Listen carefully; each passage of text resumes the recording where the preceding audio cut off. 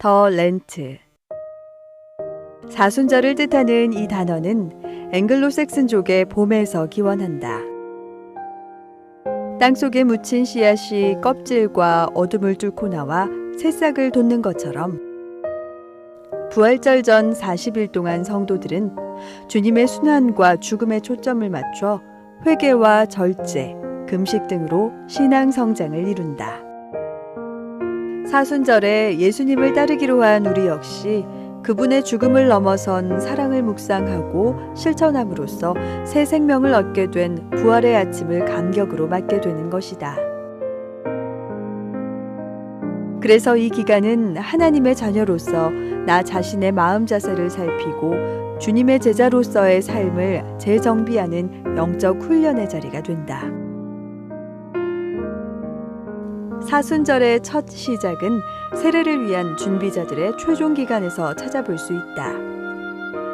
당시 세례 후보자들은 주님이 돌아가신 성금요일부터 사망 가운데 계셨던 부활주일 전야까지 온전한 금식을 했다.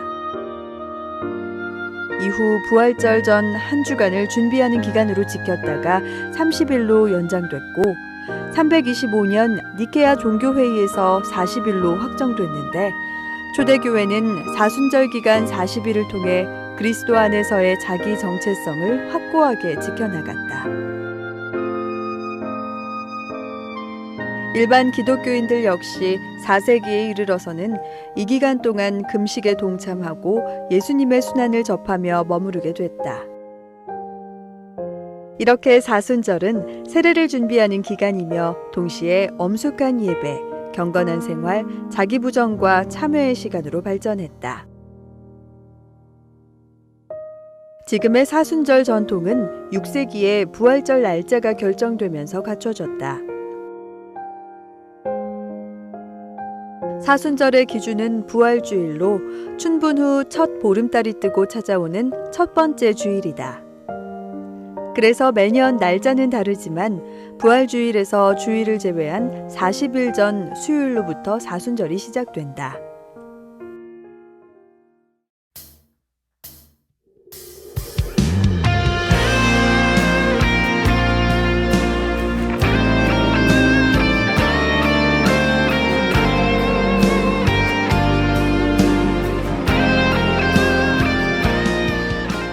(3월 6일) 주일 생명의 주 그 첫 번째 말씀, 생명의 말씀, 능력의 예수, 마태복음 4장 1절부터 11절까지의 말씀.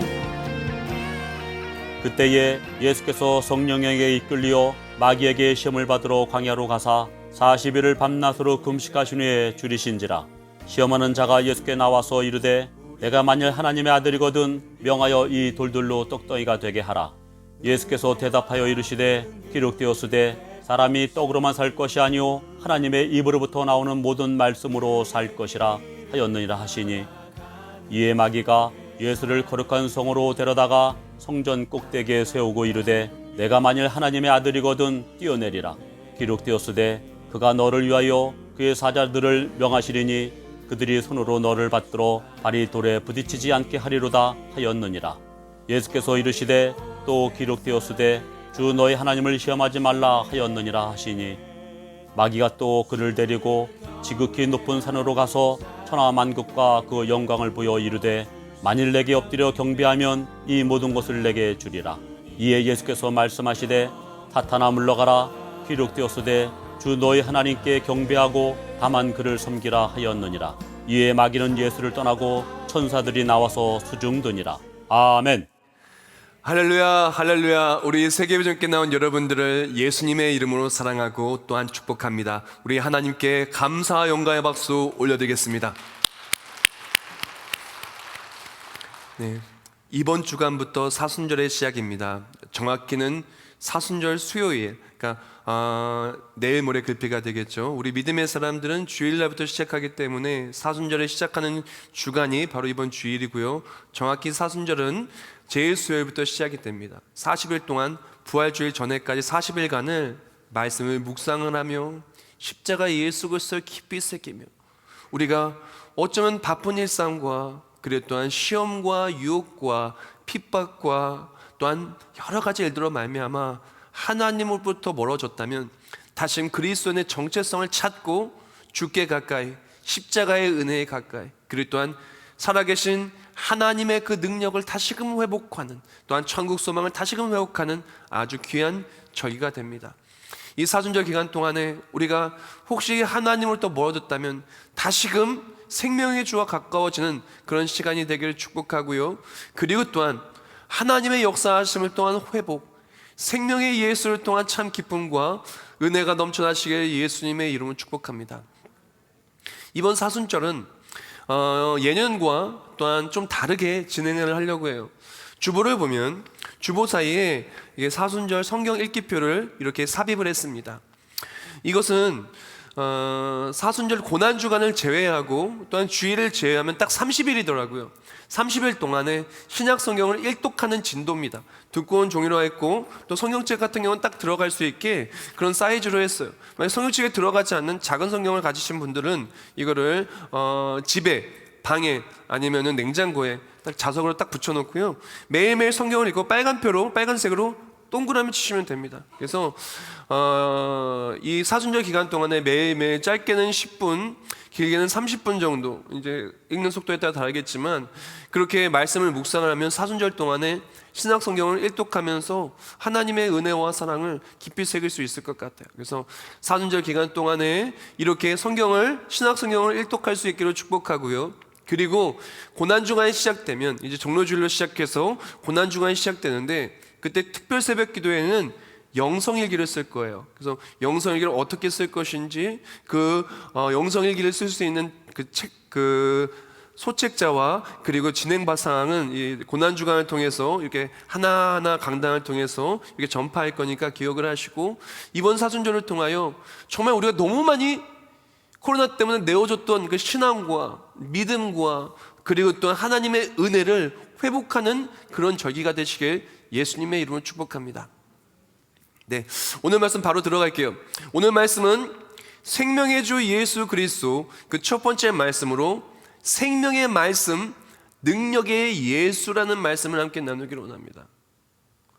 예수님께서 공생을 시작하시기 바로 전에 세례 요한으로부터 세례를 받고 처음으로 공생의 발걸음을 딱 디딘 곳은 광야셨어요. 제일 먼저 하신 일은 40일 동안 금식하신 것이었어요. 예수님께서 왜 광야로 가셨을까요? 예수님께서 왜 40일 동안 금식하셨을까요? 그리고 그 다음에 하신 일은 사단으로부터 3가지 시험을 받고 그 3가지 시험을 통쾌하게 이기신 승리를 담고 있어요. 왜 예수님은 3가지 시험을 받으셨을까요?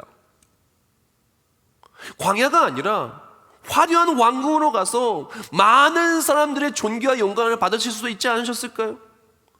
40일 동안 금식하는 것이 아니라 40일 동안 정말 하나님이 베푸신 놀라운 아름다운 것들을 보면서 내가 이것도 지었다, 내가 이것도 만들었다, 내가 이것도 하였다, 하나님이 하신 일들을 자랑하며 선포할 수 있지 않으셨을까요? 왜 예수님께서는 광야라고 하는 춥고 무섭고 위험한 곳을 자처하여 들어가셨습니다. 성령께 이끌려 들어갔다고 하셨는데 성령은 왜 광야로 예수님을 강권하셨을까요? 40일의 금식은 무엇을 의미하고 있을까요? 40일 동안의 사순절 기간 동안은 무엇을 해야 될까요? 자, 예수님께서 가장 먼저 광야로 들어가신 이유는 우리의 삶이 광야와도 같은 삶이기 때문에 그래요. 우리의 삶이 광야와도 같이 한치 앞을 모르고 위험하며 춥고 배고프고 아프고 힘들고 어렵고 때로는 도울 자가 없어서 너무나 고날 수밖에 없는 삶이 이 땅에서의 우리의 삶이기 때문에 그래요. 예수님은 공생을 시작하면서 우리 삶에 가까이 오신 것입니다.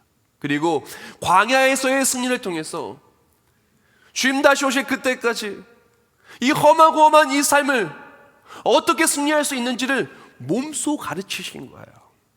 광야에서의 승리를 통해서 우리 또한 사순절에 예수님이 어떻게 승리하셨는가를 보고 우리 또한 사순절에 이렇게 승리하기를 원합니다. 자, 그렇다면 예수님께서 이 3가지 시험을 왜 받으셨냐? 이 세 가지 시험은 우리가 인생에서 만날 수 있는 가장 큰 시험 세 가지를 예수님께 친절히 당하신 거예요. 그리고 이것을 어떻게 해야 극복할 수 있는지, 어떻게 해야 승리할 수 있는지를 잘 보여주신 것입니다. 자, 첫 번째 시험이었어요. 오늘 보면 3절 말씀입니다. 시험하는 자가 예수께 나와서 이르되 내가 만일 하나님의 아들이거든 명하여 이 돌들로 떡덩이가 되게 하라 라고 했습니다. 첫 번째 시험을 사단이 한 겁니다. 내가 만일 하나님의 아들이거든 이 돌들로 떡덩이가 되게 하라. 자, 이 시기를 본다면 예수님이 40일 동안 금식하고 나서 바로 그 다음이었어요. 얼마나 배고프겠어요. 얼마나 배고프겠어요. 4일만 밥을 안 먹어도 얼마나 배고픕니까? 40일 동안 밥을 안 드신 거예요. 식사를 안 하시고 금식하시고 기도만 하신 거예요. 광야에서, 그 추운 곳에서. 그때 사단이 왔습니다. 내가 만약 하나님의 아들이거든 이 돌들로 떡덩이가 되게 하라는 거예요. 왜 이 시험을 했냐? 지금 사단은 예수님께 시험을 하면서 하나님의 능력이 왜 필요한가? 그것에 대한 것을 지금 예수님을 시험하며 이렇게 거론하고 있는 거예요. 하나님의 능력을 가장 어디에 사용해야 되며 또는 하나님의 능력이 왜 필요한가? 그것을 말하며 예수님이 이 땅에 오신 목적에 대해서 다시 한번 그를 시험하면서 잘못된 목적으로 그 능력을 사용하고 잘못된 건 먼저 행하고 그리고 일단 넘어지라라고 그를 예수님을 유혹하고 시험하고 있는 거예요. 그 예수님이 뭐라고 말합니까? 4절 말씀에 이렇게 말해요. 예수께 대답하시되 기록되었으되 사람이 떡으로만 살 것이 아니요 하나님의 입으로부터 나오는 모든 말씀으로 살 것이라 하였느니라 하시니라고 말합니다. 예수님께서 그 배고픈 순간에 돌을 떡으로 바꾸실 수 있으셨어요. 근데 하지 않으셨어요. 예수님의 첫 번째 기적은 갈릴리 가나에서 혼인잔치 때 포도주가 떨어져서 물이 변하여 포도주가 되게 하셨어요. 예수님은 변화시킬 수 있는 능력이 있으세요. 온 천지의 주제이사 유일하신 창조주이신 하나님께서 무에서 유를 창조하신 하나님께서 이거 돌 떡으로 바꾸는 거 아주 쉬우신 거예요. 말로만 해도 그냥 순식간에 바뀔 수 있는 것임에도 불구하고 하지 않으셨어요. 왜 그러냐? 그보다 더 중요하고 긴급하고 시급한 문제가 있을 뿐만 아니라 예수님께서 이 땅에 오신 이유는 돌을 떡으로 바꾸기 위함이 아니었다라는 거예요. 조금 더 자세히 설명해 드릴게요. 이것이 비유라면 실질적으로 우리가 이해할 수 있도록 삶으로 적용해서 설명을 해드리겠습니다. 예수님께서 이 땅에 오신 것은 우리 육신의 떡을 채워줘 말미암아 인생의 만족이나 배부름이나 그리고 또한 우리 육신의 계획을 이루어 주기 위함이 아니셨다는 것이에요. 사람이 떡으로만 사는 것이 아니라 하나님의 말씀으로 살 것이라고 말씀했는데 이 말씀으로 산다는 것이 무엇이냐? 이건 영적인 생명을 말하는 거예요. 예수님이 이 땅에 오신 이유는 우리 육신의 만족과 인생의 떡이 없는 그 문제를 해결하여 주시기 위함이 아니라 죄로 말미암아 사망이 들어오고 그 사망으로 말미암아 영원한 형벌에 떨어질 수밖에 없는 우리가 영적으로 죽어버린 그 상태에는 우리에게 예수님께서 영원한 생명을 주시고자 오신 거예요. 즉 우리는 예수님이 이 땅에 오신 이유는 우리를 구원하시기 위해 오신 거예요. 우리를 살리시기 위해서. 가만히 있으면 죄로 말미암아 지옥에 갈 수밖에 없는 우리를 예수님 우리를 지옥에 보내기를 원하지 않으신 거예요. 우리를 구원하시기 원하신 거예요. 하나님의 세상을 이처럼 사랑하사 독생자를 주심은 왜이십니까? 믿는 자마다 멸망치 않고 영생을 얻게 하려 하시기 위하셔서 예수님을 보내신 거예요. 예수님이 이 땅에 오신 목적은 육신의 무언가 만족과 필요와 우리의 삶에 직접적으로 피부에 와닿는 문제 해결이 아니라 우리의 영혼을 살리고 천국문을 열어주시고 하나님의 자녀로 구원을 누리게 하기 위해서 우리에게 영원한 생명, 우리의 영을 회복하기를 원하는 마음으로 오신 것이라는 것입니다. 그리고 우리의 삶의 최우선순위, 예수님이 그 능력을 사용해야 되는 이유, 하나님이 일하셔야 되는 이유는 인생의 만족이나 육신의 무언가 필요를 채워주는 것보다 훨씬 더 긴급하고 시급한 것은 우리 영이 사는 거예요. 근데 사단은 우선순위를 교묘하게 이렇게 바꾸려고 하고 하나님이 이 땅에 오신 이유를 희석시키려고 하는 거예요. 예수님이 꼭 해야 되는 일을 희석시키려고 하는 거예요. 그리고 다른 일을 하게 만드는 거죠. 자, 우리는 사순절, 우리가 왜 사는지, 우리에게 최우선순위가 무엇인지, 예수님이 왜 필요하신지 이것부터 정확히 짚고 넘어가야 되는 거예요. 우리 한번 솔직히 자기 자신한테 물어봅시다. 예수님이 왜 필요하세요? 교회 왜 다니세요? 한번 생각해 봅시다. 우리 자녀에게, 우리 사랑하는 배우자에게, 우리 사랑하는 부모님에게, 친구에게, 지인에게 교회 다니라고 말할 때, 교회 오라고 할 때 왜 오라고 얘기합니까? 무엇 때문에 교회 오는 것이 좋다라고 얘기합니까? 나는 무엇 때문에 교회 오고 있습니까? 무엇 때문에 예배 드리고 있습니까? 많은 사람들이 예수님이 필요한 그 이유부터, 첫 단추부터 잘못 껴요. 예수님 그것부터 얘기해 주는 겁니다. 예수님이 왜 필요하신가? 우리가 예배를 왜 드리고 있고, 예배 속에서 우리가 무엇을 반드시 붙잡고 체험해야만 하는가? 그리스도의 반드시 체험해야 되는 것과 함께 우리 삶의 최우선순위가 무엇인가? 예수님이 왜 필요한가? 유대인들이 왜 예수님을 십자가에 매달아 죽였는지 압니까? 왜 예수님을 거부했는지 압니까? 이스라엘이 다윗 왕 때는 엄청나게 아주 존귀의 여김을 받고 아주 번성했어요. 여러 나라들이 와서 조공을 바치고요, 최고의 강대국이 되어서 세계 패권을 잡았어요, 그 작은 나라가. 근데 솔로몬 때 잘 되다가 그 이후로 남유다 북이스라엘 나눠지고, 그 이후로 이제 강대국의 핍박 앞에 북이스라엘 먼저 멸망하고 남유다 멸망하고 포로 생활을 하고, 그리고 이스라엘은 너무나 이제 어려운 암흑기를 지나게 돼요. 그리고 본문 속의 상황은 이제 로마가 전 세계 패권을 잡고 핍박 속에 있었어요. 더 이상 이스라엘 힘이 없었어요. 그때 유대인들이 바랬던 것은 무엇이냐? 이 로마의 압제에서 해방해줄 메시아가 필요한 거예요. 다시 화려했던 옛날 돌아와서 손짓하면은 강대국들이 고개를 조아리고 조공을 바치고, 맛있는 음식, 큰 집, 멋있는 옷, 사람들로부터 막 이렇게 존귀의 여기를 받으면서 이 땅에서 멋지게 사는 거, 그걸 꿈꾼 거예요. 그래서 예수님이 필요하다고 생각했어요. 그래서 하나님이 필요하다고 생각했어요. 하나님 나라에는 관심이 없어요. 이 땅에서 잘 되는 것, 배부른 것, 그것만 목적이 있었던 거죠. 그래서 예수님이 필요했는데, 예수님이 오셔서는 예수님 그게 관심이 없어요. 이 돌을 떡덩이를 만들어서 이 떡덩이를 말미암아 우리의 삶에 배부르고, 이 떡덩이를 팔아서 이 떡덩이를 말미암아 재산을 불리는 건 관심이 없어요. 예수님이 관심 있는 게 뭐예요? 사람이 떡으로 사는 게 아니라 하나님의 말씀으로 사는 것이라. 예수님이 최고 관심사는 우리가 죄로 말미암아 죽을 수밖에 없는 상태가 아니라 예수 믿고 구원받아 하나님의 자녀가 되는 것, 이게 예수님의 최고 관심사예요.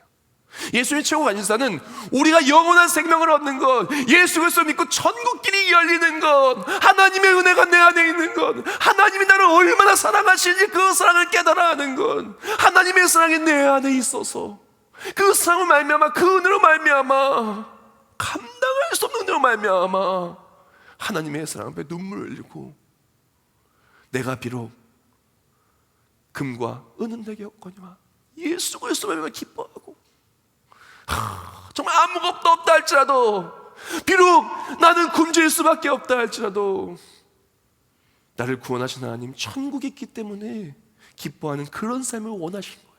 예수님이 이 땅에 오신 이유, 그리고 또한 우리의 삶에 우리가 예수님이 꼭 필요한 이유를 바로 이 첫 번째 시험을 통해서 말씀해 주시는 것입니다. 우리 이것부터 정확히 합시다. 우리가 예수님이 필요한 이유는 돌이 떡으로 바뀌기 위해서가 아닙니다. 교회에 오는 이유는 사업이 잘 되기 위해서가 아닙니다. 인생의 목표가 이루어지기 위해서가 아닙니다. 몸이 아프지 않기 위해서가 아닙니다. 노후가 멋있기 위해서가 아닙니다. 사람들로부터 인정받고 조금 더 멋있는 삶을 살기 위해서가 아닙니다. 우리가 예수님이 필요한 이유는 예수님이 아니면 우리는 영원히 죽을 수밖에 없어요. 예수님이 아니면 우리는 지옥에 갈 수밖에 없어요. 예수님이 아니면 죄의 값을 치러야 되는데 죄의 삭은 사망이에요. 내 생명을 주어서 내가 죽어야, 그래야 끝나요. 예수님이 이 땅에 오신 이유는 우리를 죽이고 싶지 않으신 거예요. 누군가 죄의 값을 치러야 되니 그 죄의 값을 대신 치러주기 위해서 땅에 오셨고, 지금 예수님께서는 40일 동안 금식하시면서 그 놀라웠고도 위대하고도 고통스럽고도 이 고난의 길을 감당하기 위해서 40일 동안 기도하며 그 공생애를 준비하신 것입니다.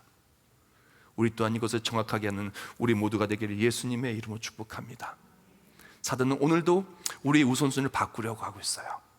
예수님이 필요한 이유를 바꾸려고 하고 있어요. 육신의 배부름을 위해서 40일 동안 금식하고 굶주리고 이 삶의 광야 속에 어려운 삶을 회복하기 위해서 예수님이 필요하다고 말하고, 아이러니하게도 이 땅에 떡이 필요해서 예수님을 떠나게 만들려고 하고 있습니다.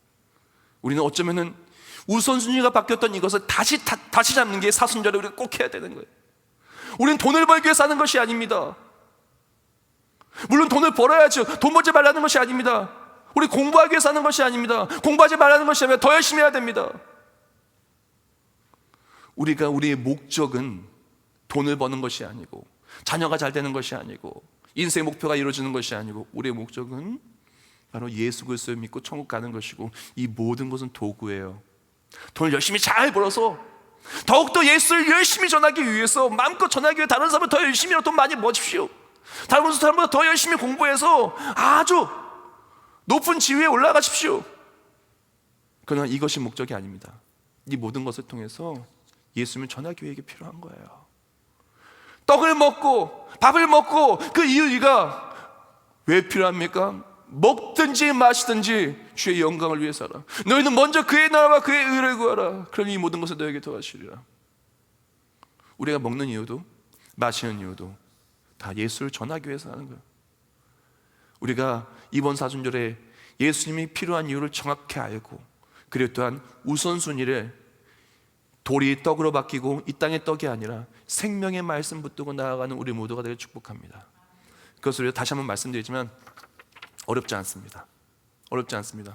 우리가 인터넷으로 뉴스 보는 거, SNS 하는 시간 조금만 줄이면, 그냥 SNS 메신저 같은 거 하는 시간 그 하루만 안 해도 이거 3번 4번은 읽습니다.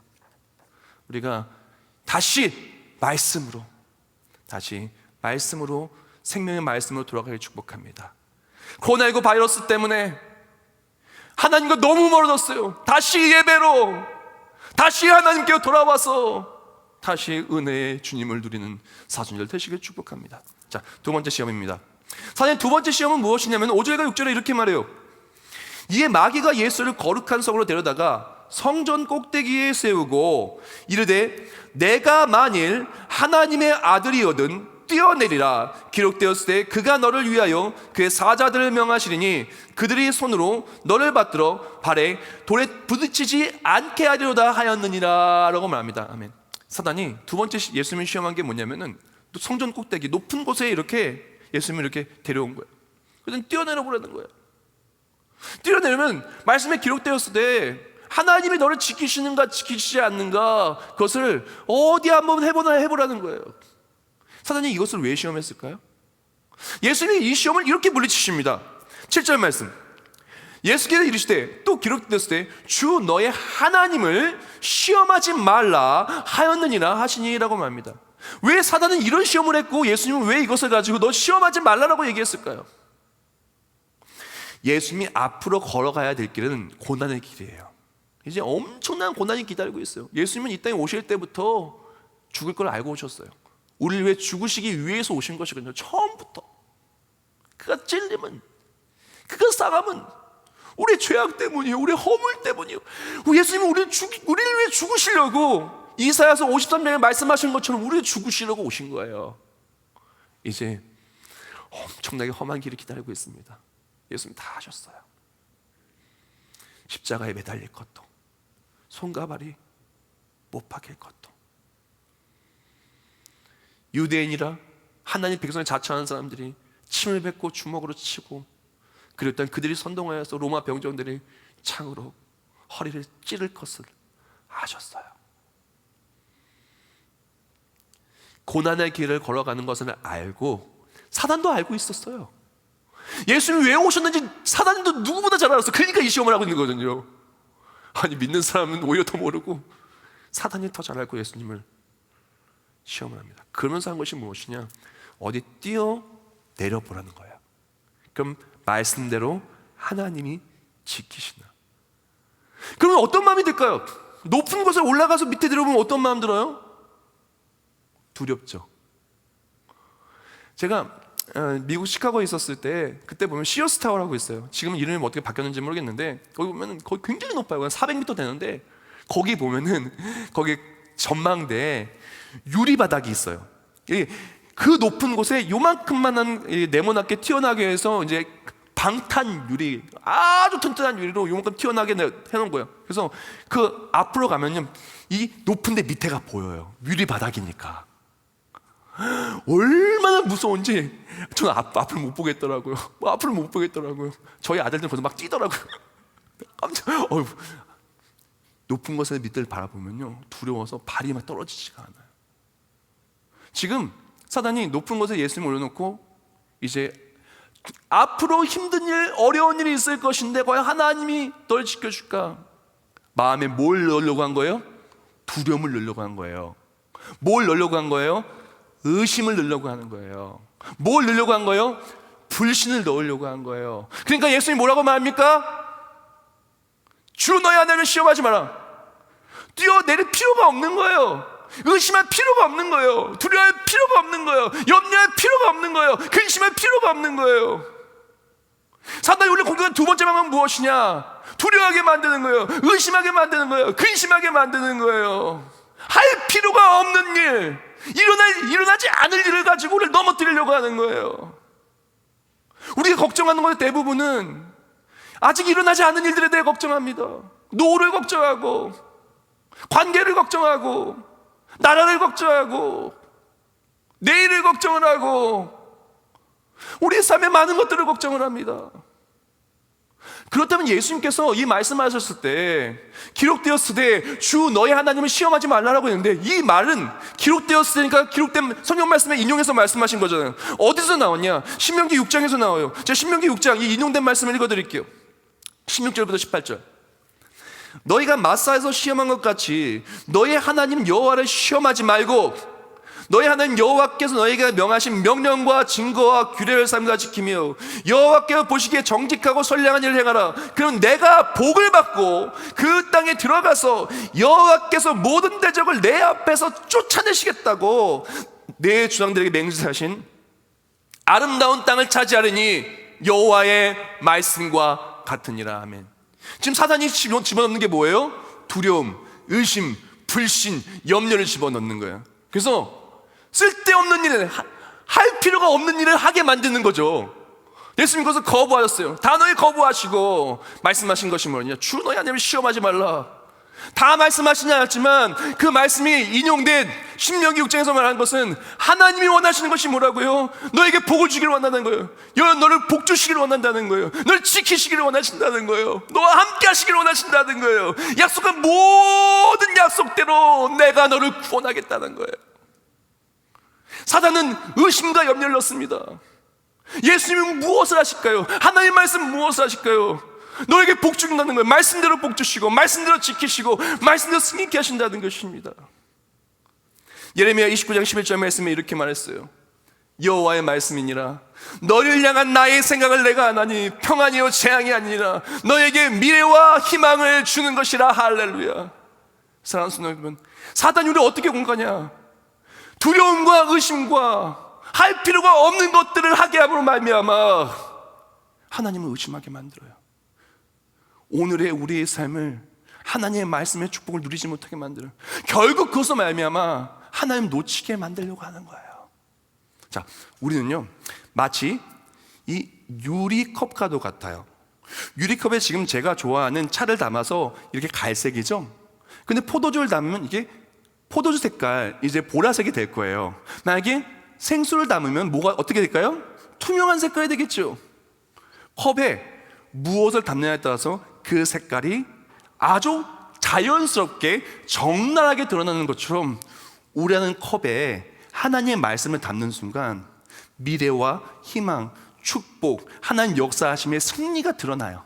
표정으로, 입술로, 삶으로. 근데요, 사단이 우리 삶을, 우리 마음을 지배하기 시작하잖아요. 사단이 집어넣는 건요, 의심, 불심, 두려움, 바로 할 필요가 없는 일, 예수님 거부하지 않죠? 그거를 시키는 거예요. 할 필요가 없는 세상의 유혹에 우리를 넘어뜨리고, 두려움에 넘어뜨리고, 근심, 미움, 불신, 시기, 질투, 악독, 나쁜 것을 다 우리 집어넣어요. 우리라는 유리컵을 한번 들어봅시다. 내 마음을 내면 한번 들어보세요. 딱 들어보세요. 내가 일주일 동안 뭐가 내 입술에 드러났나? 뭐가 내 표정에 드러났나? 시험에 졌다면 불신하고 두려워했을 것입니다. 힘들었을 것입니다. 지쳤을 것입니다. 외로울 것입니다. 우리는 이 잔을 비워야 돼요. 사순절 이 잔을 비우고 뭘로 채워요? 하나님의 말씀으로. 하나님 나를 얼마나 복 주시길 원하신다는 것, 그래서 성경 말씀 읽으라는 거예요. 하나님 나를 얼마나 사랑하시는지를, 하나님 나를 향해 얼마나 위대한 계획을 세우셨는지를. 사단이 말하는 그 일들 일어나지 않습니다. 아니, 아예 대꾸할 필요도 없는, 가치 없는 일이에요. 우리가 걱정하고 근심하는 건 할 필요가 없는 일입니다. 걱정하지 마십시오. 근심하지 마십시오. 하나님 지키십니다. 말씀의 약속대로 이 땅에 오셨고 우리를 구원하셨습니다. 믿는 우리는 구원받은 거예요. 마지막 시험입니다. 자, 예수님께서 받은 마지막 시험은 무엇이냐? 8절과 9절 말씀에 이렇게 말했어요. 마귀가 또 그를 데리고 지극히 높은 산으로 가서 천하 만국과 그 영광을 보여 이르되 만일 내게 엎드려 경배하면 이 모든 것을 내게 주리라 라고 말합니다. 사단이 마지막으로 예수님을 시험한 것은 무엇이냐면은 높은 곳에 올라가서 이 만국과 그런 걸 보여주면서 내가 만약에 내게 경배하면 이 모든 것을 준다라는 거예요. 자, 한번 우리 객관적으로 일단 우리가 한번 정확하게 생각해 봅시다. 사단이 예수님께 그 모든 걸 줄 권세가 있어요? 권세가 있어요? 없어요. 사단은 줄 권세도 없고요, 능력도 없고 자격도 없어요. 자, 그래서 사단이 예수님께 그거 줄 마음이 있을까요? 줄 마음이 있을까요? 없어요. 줄 생각도 없고, 줄 마음도 없고, 줄 능력도 없고, 자격도 없는 자가 우리를 시험하고 넘어뜨리려 우리의 마음을 빼앗으려 하는 거예요. 예수님께서 이 구절을 또 주너의 아들 시험하지 말라고 하면서 또 예수님께서 하신 말씀이 무엇이냐? 자, 이것을 답을 말하기 전에 한 성경 구절 인용하고 답을 말할게요. 요한복음 10장 10절 말씀에 이렇게 말합니다. 도둑이 오는 것은 도둑질하고 죽이고 멸망시키려는 것뿐이요, 내가 온 것은 양으로 생명을 얻게 하고 더 풍성히 얻게 하려는 것이라. 아멘. 도둑이 오는 이유가 뭐라고요? 빼앗으려고 오는 거예요. 예수님이 오신 이유가 뭐예요? 생명을 주시려고 온 거예요. 사단은요, 우리를 유혹합니다. 내가 만약에 나를 경배하면 영광을 누리겠다는 거예요. 그때 예수님 뭐라고 말씀하십니까? 10절 말씀에 이에 예수께서 말씀하시네. 사단아 물러가라, 기록되었을 때 주 너희 하나님께 경배하고 다만 그를 섬기라 하였느니라 라고 하면서 사단을 물리치셔요. 예수님께서 무엇을 말씀하시냐면은, 사단은 줄 마음도 없고 권세도 없고 우리를 넘어뜨리는 것만 관심이 있어요. 근데 넘어뜨리는 관심 있는 사람이 좋은 것들을 보여주면서 그것을 위해 살라라고 얘기를 해요. 바로 우리를 공격하는 마지막 방법입니다. 우리가 하나님이 주시는 것들을 바라보지 못하고 하나님을 섬기는 것이 아니라 줄 생각도 없고 받을 수도 없고 받는다 할지라도 그게 넘어질 수밖에 없는 그것들을 바라보면 살게 만드는 거예요. 예컨대 물질만 아득아득 모으려고 물질 때문에 살게 만드는 거예요. 성호가 출세를 위해 살게 만드는 거야. 사실 그렇게 성호가 출세를 위해 달려가도 성호가 출세를 할 수도 없어요. 했다 할지라도 성호가 출세를 통해 진짜 원했던 평강과 기쁨과 누림이 없는데, 빌 게이츠를 보세요. 난리죠. 조금만 인터넷 검색하면 다 나와요. 스티브 잡스를 보십시오. 수많은 성공했다는 사람들을 보십시오. 많이 가진 게 과연 우리 삶에 참 기쁨과 행복을 주느냐? 결단코 아니라는 것입니다. 예수님은 그 말씀에 뭐라고 얘기합니까? 선포합니다. 주 너의 하나님을 섬기라. 하나님을 다른 것 전하지 말고 오직 사단은 물러가라 기록되었을 때 주 너의 하나님께만 경배하고 다른 절대 그 우상에 넘어지지 말라고 얘기합니다. 우리가 마지막으로 해야 될 것은 무엇이냐면은, 사단은 무가치하고 줄 마음도 없으면서 오늘도 우리를 넘어뜨리는 혈안이 되어서 그것을 가지고 우리를 넘어뜨리려 합니다. 그래서 넘어가지 말고 우리는 선포하십시오. 여호수아처럼 사순절 주님 다시 오실 때까지 주 너의 하나님, 우리 하나님만 섬기겠습니다. 하나님만 섬길 때 나도 천수가 와서 수중된 것처럼 하나님이 예비하신 모든 영광을 드릴 줄 믿습니다. 영광은 사단이 주는 것이 아니라, 존귀는 사단이 주는 것이 아니라 하나님이 주십니다. 영원한 행복은 사단이 주는 것이 아니라 하나님이 주십니다. 영원한 천국은, 진정한 승리는 예수 그리스도가 주십니다. 그것이 예수님의 세 번째 승리의 가르침이라는 것입니다. 말씀을 마무리하면서 마틴 루터의 이야기를 나누고 말씀을 마무리하기 원합니다. 1521년 마틴 루터 아시죠? 종교개혁을 성공한 정말 신실한 신학자이자 사제였다가 이제 정말 말씀으로 거듭나서 정말 종교를 이끌었던 유명한 종교개혁자죠. 1521년에 이제 많은 사람들이 동조를 해서 마틴 루터에게 이 돕기를 원하고, 그리고 또한 정말 오직 믿음으로 구원받고 오직 말씀, 오직 은혜, 많은 사람들이 마틴 루터 쪽으로 이제 줄 서니까 이제 로마 교황청 굉장히 이제 위기감을 느낀 거예요. 그래서 브롬스 회의에서 소환을 해서 마지막 변론할 기회를 줍니다. 너 만약에 이 변론을 통해서 정말 이전의 모든 말들을 철회하면 절대 처벌 안 할게. 처벌 안 한 정도가 아니라 제일 좋은 거 줄게. 부귀영화를 누리게 해줄게.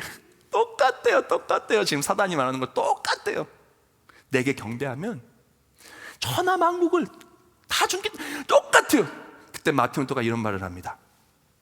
나의 양심은 하나님의 말씀에 의해, 나의 양심은 하나님의 말씀에 의해 사로잡힌 바 되었다. 나는 나의 주장을 철회할 수도 없으며 철회하지도 않겠다. 나의 하나님이여, 날 도우소서. 아멘. 이제 재판이 끝났어. 화가 나가지고 이제 재판 그 당시에는 당장 죽일 수 없고, 재판장으로 나가면 이제 어마어마한 사람들이 와서 이제 살인자가 오든 암살자가 오든 죽을 수밖에 없는 거예요. 마틴 루터가 딱 재판장에 나가서 나가는 그 순간 갑자기 누가 와서 마틴 루터를 확 납치해버리는 거야. 납치해서 딱 가는 순간 이제 마틴 루터는 생각했죠. 난 죽었다. 어떻게 죽을까? 근데 잡혀가는데 죽은 게 아니라 이렇게 납치당해서 딱 풀려고 봤더니, 이 두 번 쓴 걸 풀려고 봤더니 처음 보는 거예요. 어떤 산성이에요. 어떤 성인데, 잭슨의 프레드릭이라고 하는 사람이 이 마틴 루터를 돕기 위해서 누가 죽이기 전에 먼저 그를 모셔온 거예요. 납치가 아니라. 그리고 그가 성경 말씀을 독일말로 번역할 수 있도록 모든 걸 지원해주고 그 속에 필요한 모든 걸 공급해줍니다. 그곳에서 마틴 루터가 찬송을 한 곡을 작사를 해요. 그 찬송 가사를 마지막으로 오늘 말씀 마무리하겠습니다. 찬송 585장. 내 주는 강한 성이요 방패와 병기 되시니 큰 환난에서 우리를 구하려 내시리로다. 옛 원수 마귀는 이때도 힘을 써 모략과 권세로 무기를 삼으니 천하에 누가 당하랴.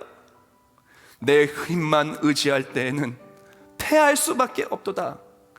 힘 있는 장수로 나와서 날 대신하여 싸우네.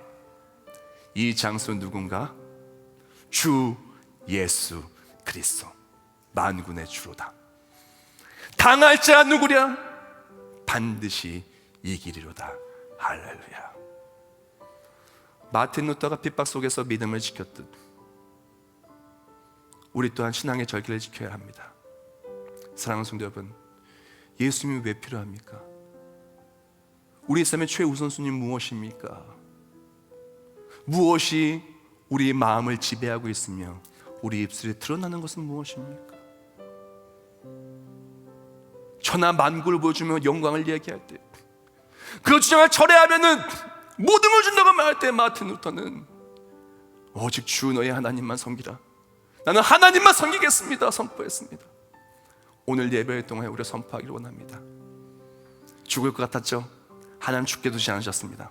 마틴 루터를 승리케 하셨고, 이후에 95개조 모든 반박문은 1517년 10월 31일 세계 종교 기획 기념일로 기념하게 다 인정받게 되었고, 이후에 사랑하는 아내 보라와 함께 노후에 춘만할 때까지 그렇게 잘 살다가 천국 갔습니다. 우리 또한 마찬가지입니다. 사단의 유혹에 넘어지지 마십시오. 우린 그리스도인입니다. 예수의 생명으로 구원받을 사람입니다. 그리고 나는 오직 주만 섬기겠다고 생명의 말씀 붙들고 나아갈 때 능력의 주로 승리하는 우리 모두가 되시길 예수님의 이름으로 축복합니다. 기도하겠습니다. 우리 모든 것 대신 감사함의 영광을 올려드립니다. 오늘 사순절 첫 번째 말씀으로 생명의 말씀, 능력의 주, 모든 사단의 유혹과 핍박을 말씀을 했던 예수님처럼 우리 단 이기를 선포합니다. 믿어 나아갑니다. 우리 구원주는 예수님 붙들고 나아갈 때, 하나님 날 열어주신 예수를 붙들고 나아갈 때 강한 산성 대신 예수를 통해 승리하는 사순절, 끝끝내 하나님 주신 영광을 누리는 우리 모두가 되게 해주시옵소서. 예수님의 이름으로 기도합나이다. 아멘.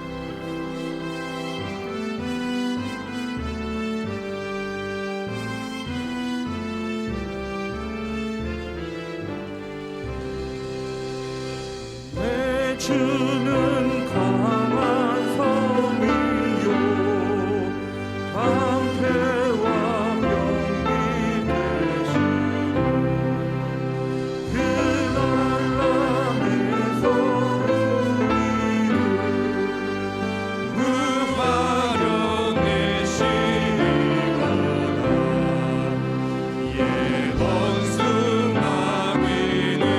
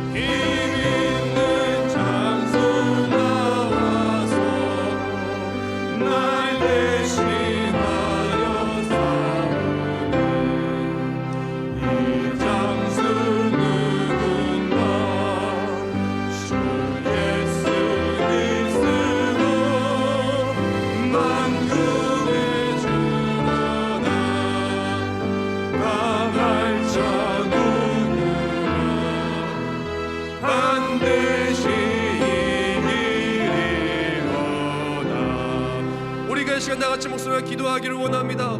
기도가 나아갈 때, 하나님, 우리 삶에 예수님이 꼭 필요한 이유는 예수님이 아니면 우리는 죽을 수밖에 없습니다. 나를 죽이시는 것이 아니라 우리 살리시고 영원한 생명을 주시기 위해 예수님이 오셨습니다. 이번 산절 그 예수를 붙들기를 원합니다. 걱정 근심이 나를 넘어뜨리고 의심과 불신의 가라지에 사단이 뿌릴 때 말씀 붙들고 하나님 주신 미래와 평안을 가지고 승리하기를 원합니다. 그럼 믿음으로 선포합니다. 오직 주만 섬기겠다고 주를 섬길 때 예수 그리스도의 승리가, 말씀의 능력이 우리 삶의 승리가 나타나게 달라고 이 시간 다 같이 통성으로 결단하며 기도하겠습니다. 내 주는 강한 성이 우리 모든 것 대신 하나님 감사합니다.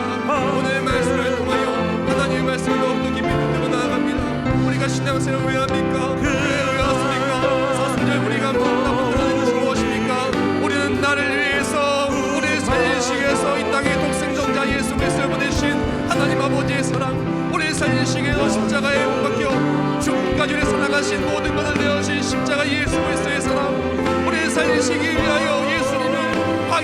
강건하여 주시고 우리에게 믿음 주님 것인 성령 하나님의 그 놀라우신 은혜 것을 가지셔서 이루어납니다. 이번 사도절 오직 예수만 섬기고 다시 주께 돌아올 때 예수 그리스도 승리하 우리 모두가 되게 하여 주시옵소서. 우리 모두 가슴에 손 얹기로 원합니다. 내 안에 무엇이 가득 찼습니까? 우리가 교회에 와서 가장 바라는 것이 무엇입니까? 배고픔 삶에 하나님 도리떡이 되게 하여 주세요. 그런 기도가 아닙니다. 그런 바람이 아닙니다. 우리에게 필요한 것은 육신의 떡보다도 더 중요한 생명의 말씀입니다. 이번 사순절 예수 그리스도를 멀리 떠났던 가족들과 우리가 돌아오게 해주시고 다시 생명의 말씀 우리 심령이 채워질 때 하나님의 사랑 십자가의 사랑이 우리 모든 삶을 새롭게 해주시고 예수 그리스도의 사랑으로 나아갈 때 예수 그리스도를 전할 수 있도록 다시금 삶의 하나님의 은혜의 간증이 십자가의 감격이 벅찬 승리가 회복되게 하여 주시옵소서. 우리의 마음에 혹시 사단이 와서 근심, 걱정, 염려, 두려움, 미움, 상처, 나쁜 것들로 가라지를 뿌렸습니까? 하나님 더 이상 이 나쁜 사단이 우리 마음에 가라지를 뿌리게 두지 않기를 원합니다. 이번 사순절 말씀으로 우리 심령과 우리 삶이 지어지고 미래와 희망을 주고 축복과 구원의 약속을 주시며 그 모든 걸 이루시는 생명의 말씀이 우리 삶에 새겨질 때 말씀 그대로 능력이 나타나 모든 것이 복되고 승리하는 사순절 우리 모두가 되게 해주시옵소서. 마지막 시험 때 예수님께서 선포하였습니다. 주 너희 하나님만 경배하고를 섬기라. 우리 또한 여호수아처럼 선포합니다. 믿음을 선포합니다.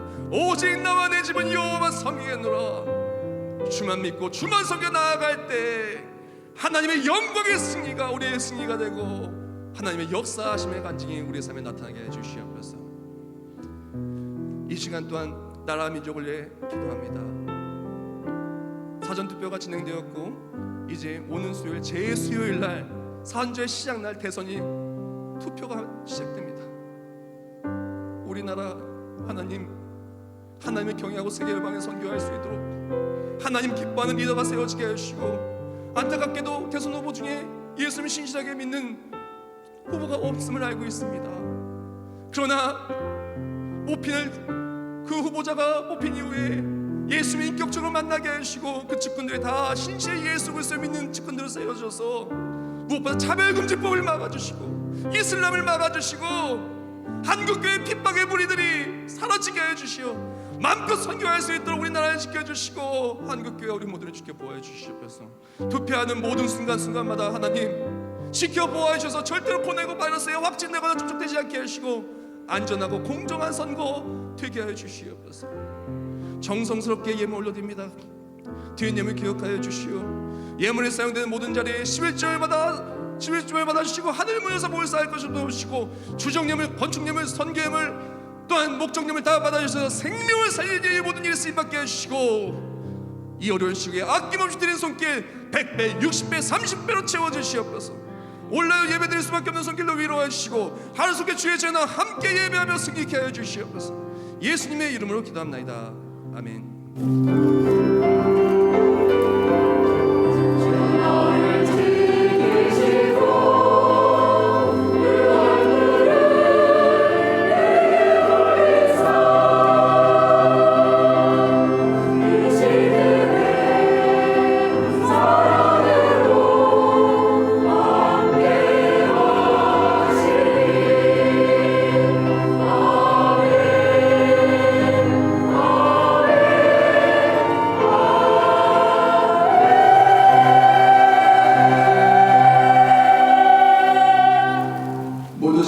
하시겠습니다. 잊지 마시고 이거 전부 다 가져가시고 여유분도 아래층 로비에 비치해놨으니까요. 가족들을 위해서 가져가셔서 모두 신약 성경 일본 사순절에 1독씩 가지고 또 말씀으로 승리하시는 정말 하나님의 능력이 말씀의 능력이 우리 삶에 간증이 되고 축복이 되고 승리하는 사순절 되시길 축복합니다. 304장 1절 하겠습니다.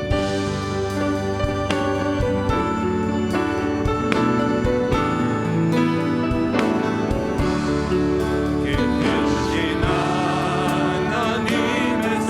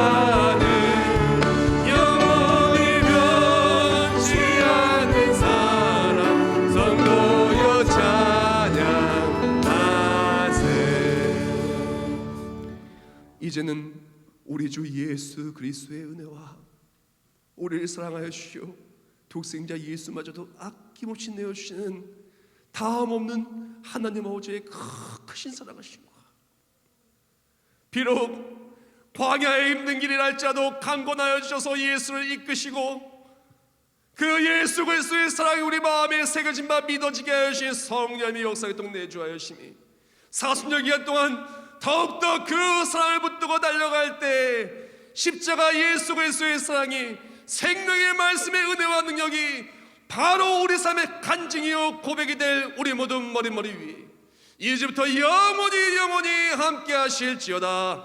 아멘.